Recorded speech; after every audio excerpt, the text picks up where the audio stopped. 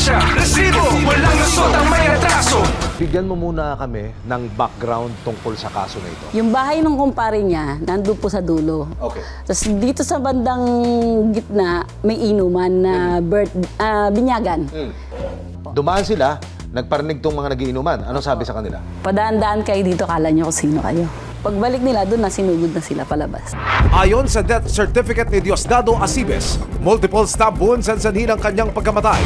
Matapos ang krimen, mabilis na nakatakas ang mga suspect. Kinilala silang sina Erling Gubat na siyang padre de pamilya, ang kanyang panganay na si Mark Anthony Gubat, ang pangalawang anak na si Lloyd Herian Gubat, at ang bunsong si Morish Ann Gubat. Sinampakan ng mga kasong murder at attempted murder ang apat na suspect.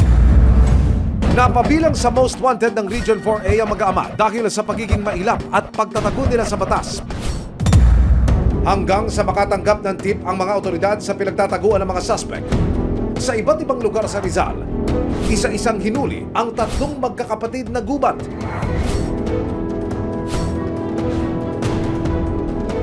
At nitong April 20, 2023, kasama ang aming team, agad na ikinasang operasyon sa Barangay San Isidro sa Rodriguez, Rizal para hulihin naman ang kanilang padre de pamilya.